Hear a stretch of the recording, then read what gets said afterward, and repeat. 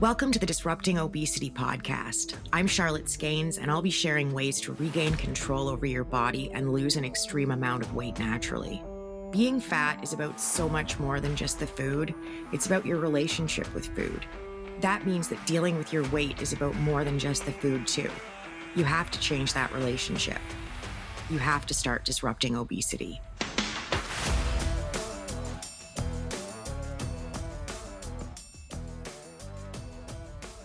All right, we are back for part 3, and we've got about 20 or so more modern diet myths that we need to debunk today.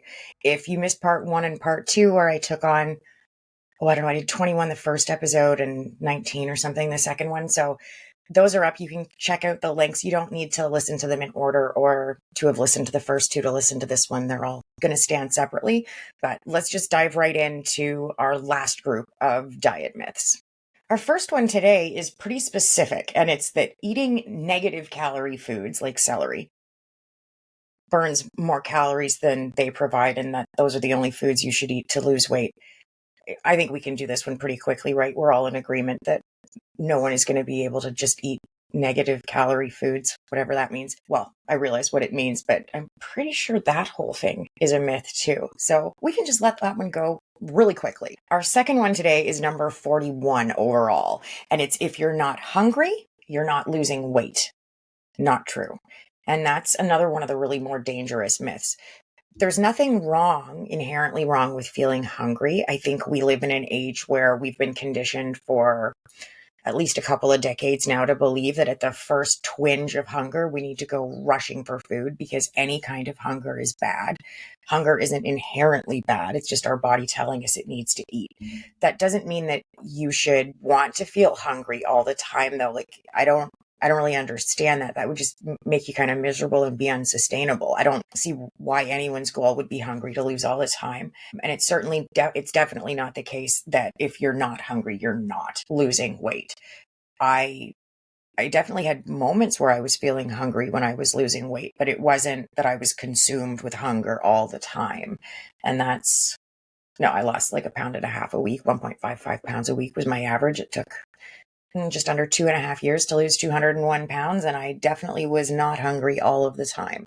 There are ways you can learn to manage your hunger and to manage your satiety overall from both a physical standpoint with regard to those hunger cues and I guess feeling physically hungry.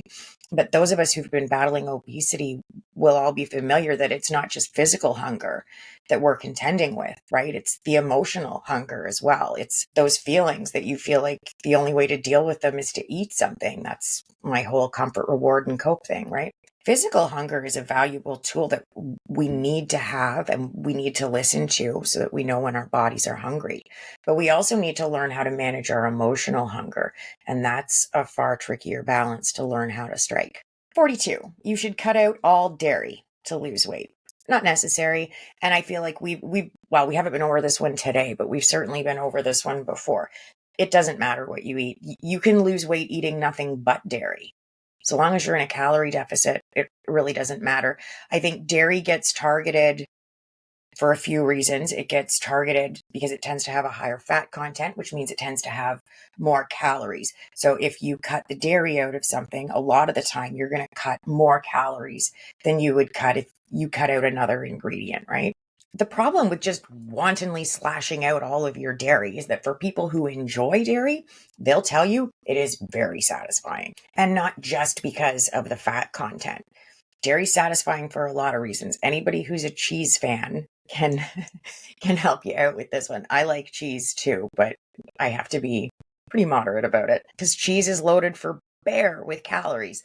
But things like Greek yogurt, I use that form of dairy as a way to replace oil in recipes a lot of the time so that I'm cutting calories. So dairy can be a really useful part of your weight loss, but I understand why it's such a slippery slope because it tends to have a lot of calories in it, especially things like cheese. But you don't have to cut it out. You don't have to completely exclude it. Dairy is something, especially cheese, that I target with things like my spread, sprinkle, pour suggestion, right? That whole strategy. and way of looking at kind of an entry point into weight loss, because we do sprinkle cheese on top of stuff and it does have a lot of calories in it. So cutting back on those things, which is what I typically advise people to do, cut back a little bit on it because you can cut more calories because it's more calorie dense, but you definitely don't have to walk away from dairy at all. Number 43 is that a slow metabolism is why you can't lose weight. It's possible, but it's not nearly as common a problem as we've all been led to believe. What I think is more typically the issue is that, especially for those of us who've gained and lost weight before, or have been significantly heavier and now we're not, or we were and now we are again. It's like I was talking about last week, that if I had a neighbor who was the same height and the same weight as me now, and we were the same age and all of that stuff was the same, right?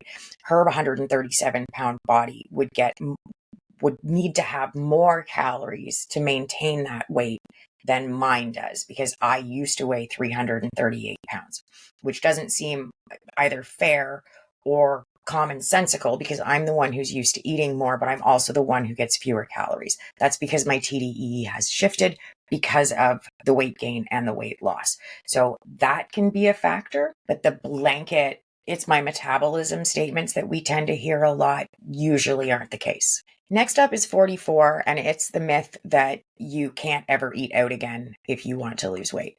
Not true. I won't spend a lot of time here. You guys have heard me bang this drum a lot, but to be very clear and very specific, I ate fast food the entire time I was losing the 201 pounds.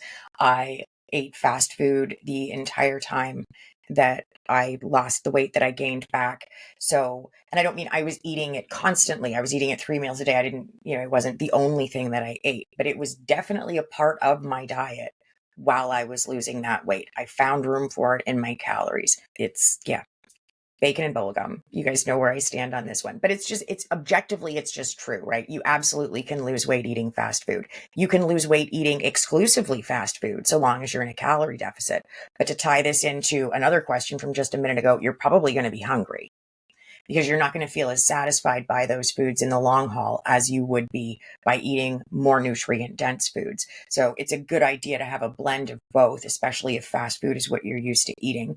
Incrementally start adding more nutrient dense foods as you get used to them, as you learn how to cook them and how to enjoy them. But you definitely don't have to stop eating fast food if you want to lose weight. 45 gives me the chance to say one of my favorite little expressions, because the myth for this one is that weight loss should be linear. No, you guys have heard me say this one before. I think I said it last week. Nobody loses weight in a straight line. That shouldn't be your goal. That's not what you're after here. There are going to be highs and lows and peaks and valleys and little plateaus. So don't worry about that. Let that go. Don't chase perfection with this, and don't chase a loss every single week, because it's not going to happen. I haven't met anybody yet who lost their weight, who did it losing weight every single week until they got to their goal weight. It doesn't happen. 46 and 47 are both food related, so we will jump in and answer them pretty quickly. The first one is that eating quote unquote whole or quote unquote natural foods means unlimited portions. I've heard this one a lot. So long as you're only eating single ingredient foods, you can eat as much of them as you want. Or the notion of whole foods or natural foods. It's not true. All food has calories in it, whether it's whole or natural or processed or comes from the moon.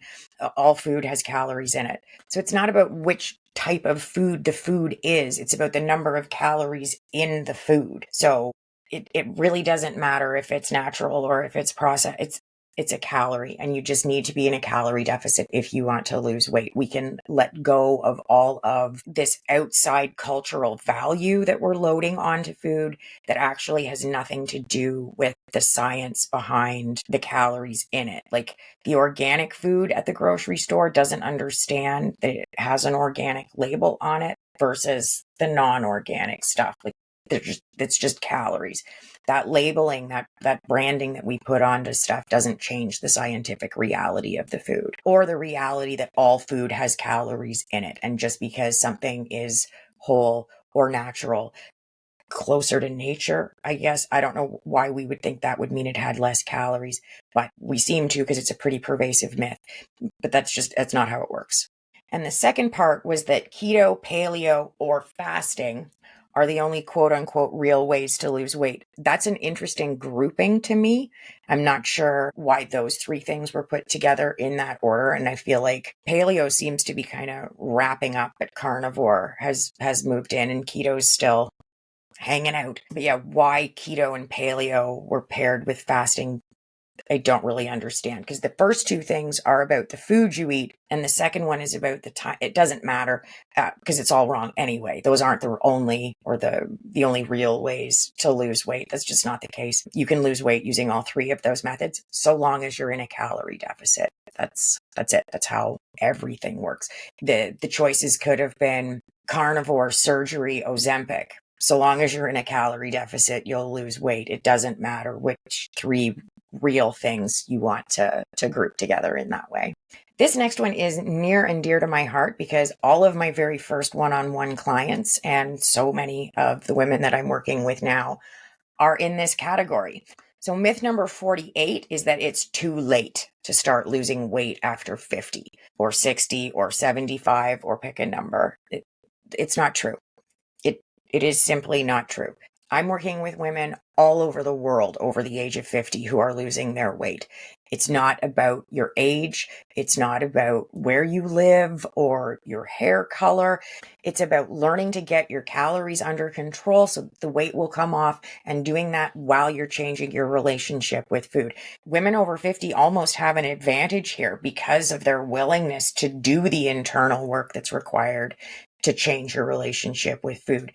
Most of them have tried so many times and tried so many different things that they understand that just looking at the food isn't going to work. So they've let that part go and they're willing to really dive in and dig into the work that you need to do to change the overall relationship instead. So that's absolutely a myth. If anything, I think there's an advantage to age here because you've got the wisdom and the maturity to understand that it's not just the surface level stuff, that there's something else going on that you need to deal with if you're actually going to deal with your weight once and for all. This is a topic that gets me all fired up. So number 49 is that your body needs cheat days to lose weight. And I know everybody loves the idea of a cheat day. Doesn't it sound wonderful? But I heard another influencer phrase it once as a planned binge. And I was like, oh, that's perfect. Because that's exactly what a cheat day is, right? We spend the whole week just getting ready for Friday or Saturday or whatever day we've assigned to it, right? You can't wait. You can't wait. One of my issues with cheat days, probably my biggest issue with cheat days, is just how loaded that language is. We all know that cheating is bad. You can't cheat on a test. You shouldn't cheat on your partner. You shouldn't cheat at cards. Cheating isn't a positive thing. It's not a good thing. It's a negative character trait if you're a cheater, right? Cheaters never prosper. We don't like cheating. So why on earth would cheating on ourselves suddenly be a good thing? How could that possibly be healthy for our relationship with food and with ourselves? So let me get this straight. I don't feel good about myself. I'm trying to make positive changes to my lifestyle and my body and my weight and my health overall. Here's how I'm going to do it. I'm going to cheat on myself. It just strikes me as so counterproductive, and it feels like a kind of dangerous mindset. I don't think it's where we want to be. I also want to point out that one cheat day can derail an entire week's progress. You go over by too much on your cheat day and you can completely undo all of the good work. All of the positive choices that you made all week long are suddenly out the window because you went on a 4,000 calorie bender or a 6,000 calorie bender. And maybe you won't gain weight, but you're probably not going to lose weight either, which is going to make you feel frustrated and stressed out and like a failure. And you're going to start to burn out and you're going to want to quit and you're not going to want to keep going. Cheat days are supposed to motivate us to keep us going, like buoys or something in the water that we can just keep swimming towards. I don't think it's healthy. I don't think it's healthy at all. I like this one too because I feel like so many of us get caught up in this. I even get caught up in this sometimes.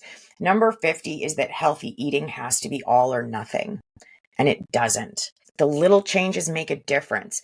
If you're always If you're eating fast food 3 meals a day and you swap out one of those meals for, I don't know, anything that isn't fast food, okay?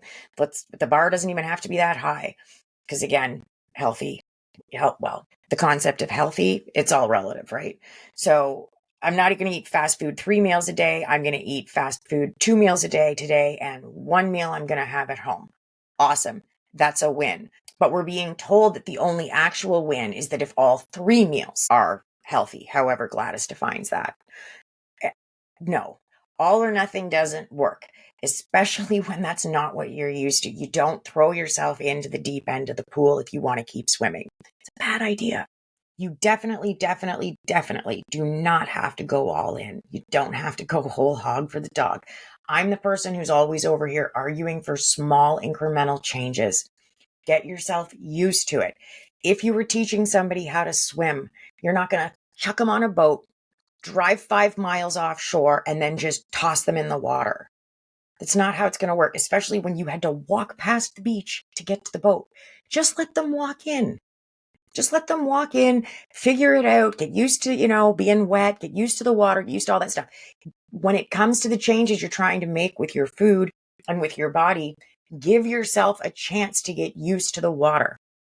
Slowly. Do everything gradually. I know we want to change everything all at once because it feels so exciting and it feels like we're going to get results that much faster. But fast results now aren't going to do you any good if you burn out 2 weeks from now. That's not the goal here. The goal is to be able to keep going. And the only way you can do that is to make sure that the changes that you're making are sustainable. My argument is that incremental changes are more sustainable than big sweeping changes. So please don't worry about all or nothing. Stop chasing perfection.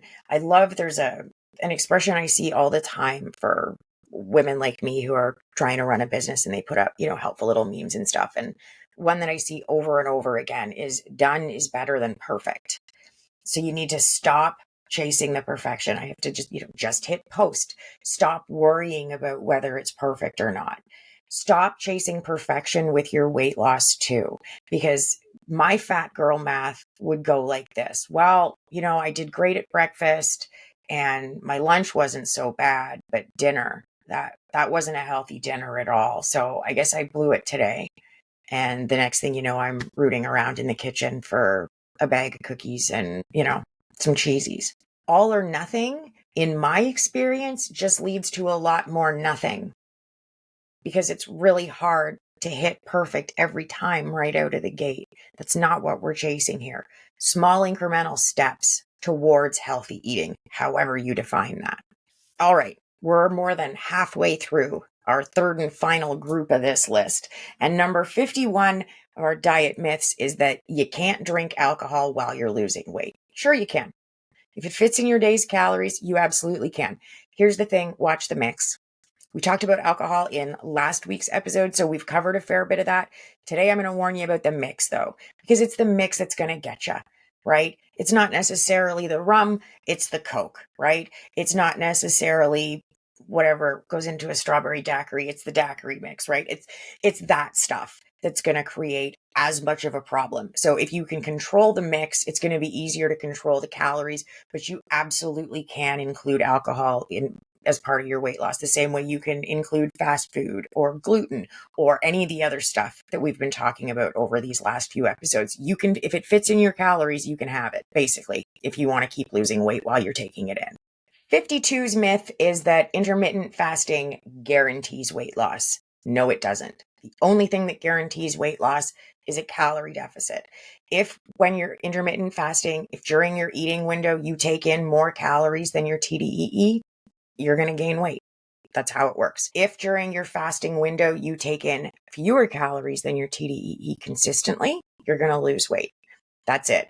Intermittent fasting helps with weight loss because it tightens the window during which people can eat. So theoretically, if you used to eat from 8 o'clock in the morning until midnight and you say, I'm not going to do that anymore, I'm only going to eat from noon until midnight, well, you've eliminated a 4-hour window during which you used to eat. Theoretically, you're not going to eat those calories, right? But let's say you take those calories and you just smush them all into your new window. You're not going to be any better off than you were. Intermittent fasting works when it's paired with a calorie deficit, just like absolutely everything else out there for weight loss. I can answer 53 pretty quickly because it's a quick question. Losing weight quickly is better? Not necessarily. There's an 85% recidivism rate across the board with the slower ones, the faster ones, all the ones. So it's not about how quickly or how slowly you take it off. I 100% believe it's about whether or not you do the work to change your underlying relationship with food. I think it's easier to do that work while you're losing your weight in a slower way. The ideal range is 1 pound to 1.5 pounds a week. I lost mine at 1.5 pounds a week, both times, 1.55 pounds a week the first time, 1.5 the second time. I found it very sustainable. Do I wish it had been faster? Sure. Everybody wants to lose their weight faster. That's not how it went. And I'm honestly not sure if there are any reputable studies supporting whether or not weight loss long-term is more sustainable based on how quickly it came off. I don't know if that data is out there, but it would definitely be really interesting to take a look at to see. Don't worry about how long it's taking. Worry about getting there. It's going to feel like it's taking forever no matter how long it takes. So one step at a time. I don't know if 54 is a dieting myth so much as it's just a myth. And the myth is that thin equals healthy. And that's not always true. Just like it's not always true that fat equals unhealthy. Like right now, I'm technically a fat thin person because I don't have a lot of muscle on my frame. I'm still dealing with atrophy related difficulties. So I'm trying to build my body back up. And I've been caught in kind of a cycle of every time I do manage to build a little bit of muscle back up, I get very sick again and I end up on bed rest and hospitalized. And then I lose all that muscle mass. So I'm on a bit of a hamster wheel with that. I think by most people's standards, obviously, except for Gladys, I'm a thin presenting person, or thin-ish, at least compared to my 338-pound self. I most definitely am. But when I look at my 338-pound body, she still had all of her pancreas. She still had her gallbladder. She didn't have kidney disease. She hadn't had 13 blood transfusions. She wasn't dealing with piriformis syndrome or the lingering effects of muscle atrophy. She wasn't dealing with a lot of the health issues that I'm dealing with. Oh yeah, diabetes. My 338-pound self wasn't dealing with diabetes at all. I wasn't even pre-diabetic. But now I have secondary diabetes, which Gladys, don't do it. Do not, please. This is a huge trigger for me. Don't tell me that I actually have type 2 diabetes. I don't. I have a rare form of diabetes. It's secondary. It's because of the damage to my body. But my 338-pound self didn't have to deal with any of that.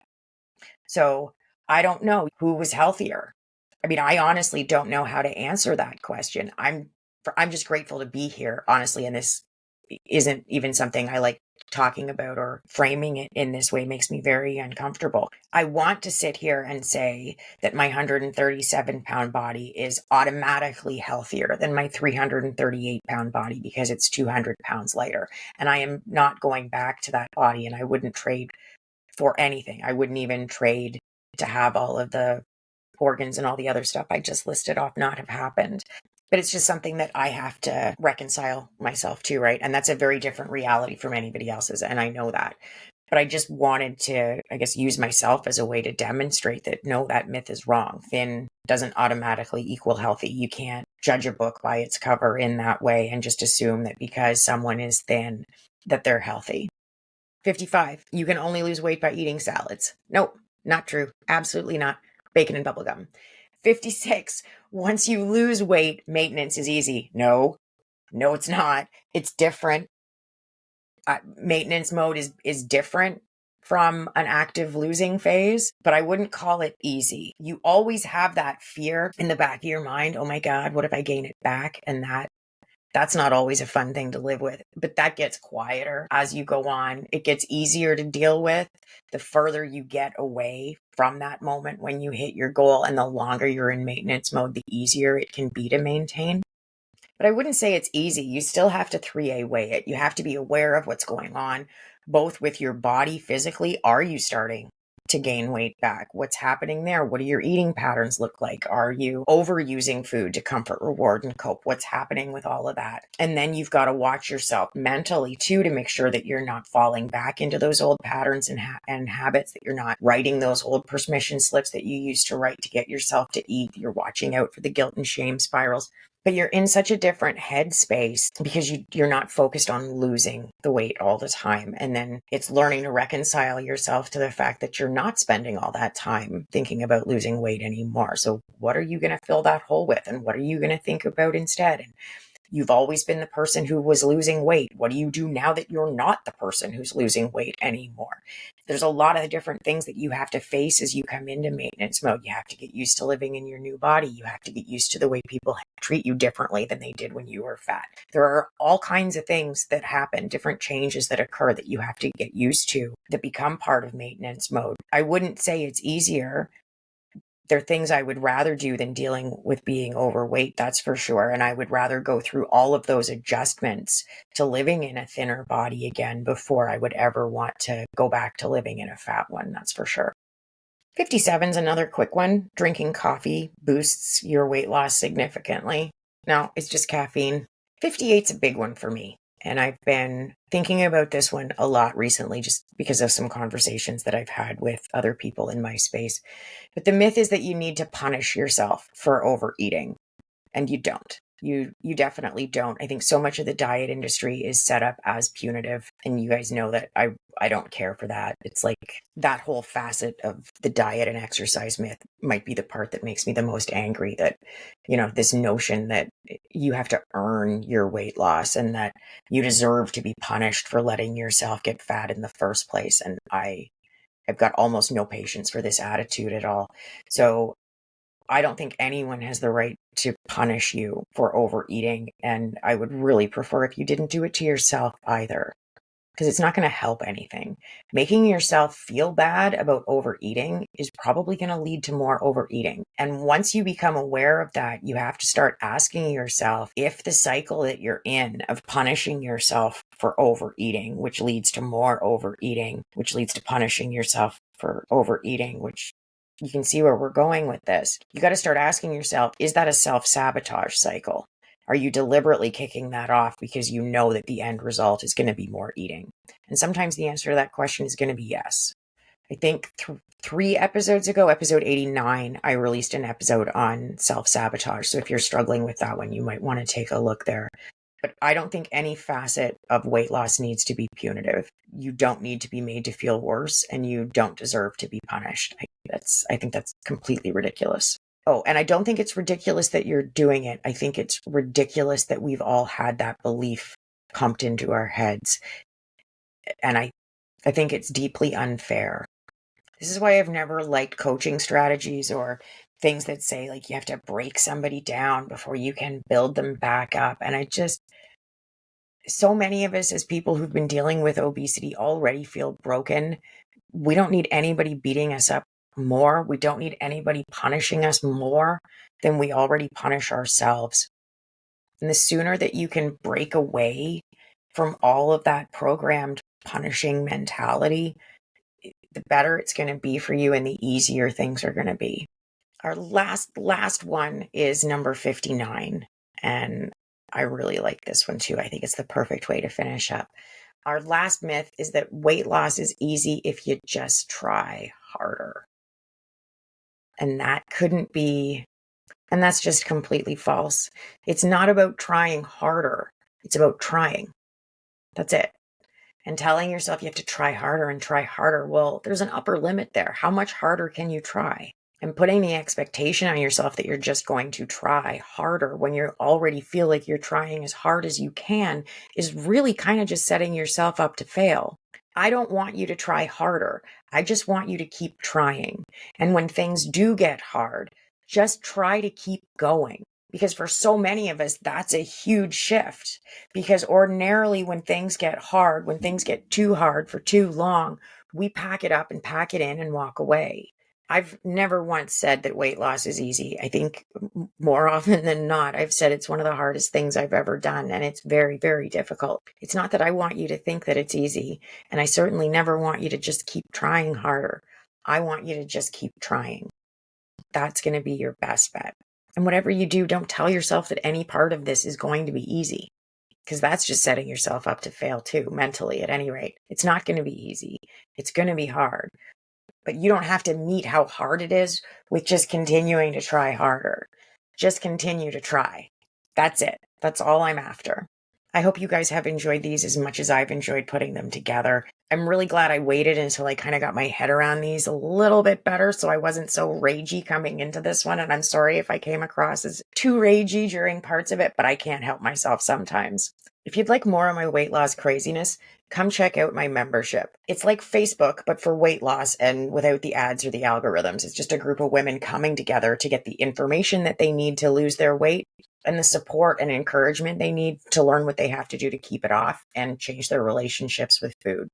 You can also grab my free guide. I'll drop the link in the notes, or you can head over to Amazon and grab my weight loss workbook. It's called Disruptor. If you're really ready to dig in and do the work, there's my program. The link for that's down there too, or you can find it on my website, disruptingobesity.com. I hope you have an absolutely amazing week. Keep trying, keep tracking, don't be intimidated, and don't give up. You've totally got this. Thank you for listening to Disrupting Obesity with Charlotte Skanes. If you know it's time to take back control, lose the weight, and keep it off, reach out to me privately with a direct message on Instagram that says ready, so you can start disrupting obesity.